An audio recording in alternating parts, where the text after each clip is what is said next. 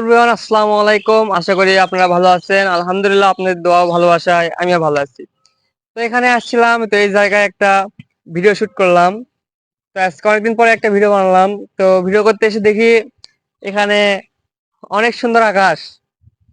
আর এই আকাশের নিচেই দেখতে পাচ্ছেন এর নাম, এগুলো গাছের নাম হচ্ছে বিছন, যা আমরা মানে বড় হয়ে ধানে পরিণত হয়।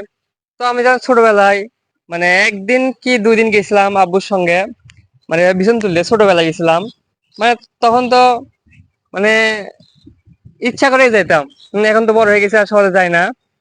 তো তখন মানে গাছ তুলতাম, মাঝখান থেকে ছিঁড়ে যেত। হ্যাঁ, গাছ তুলতে পারতাম না।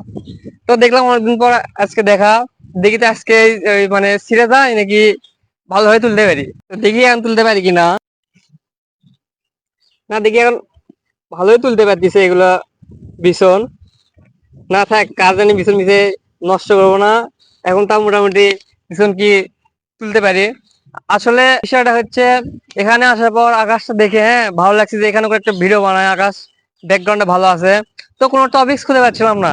তো সেজন্য ভাবলাম এই একটা বিছন নিয়ে ভিডিও বানাই। তো একটা ভিডিও হলো, আপলোড দেওয়া যাবে। তো সবাই ভালো থাকবেন, সুস্থ থাকবেন। আসসালামু আলাইকুম।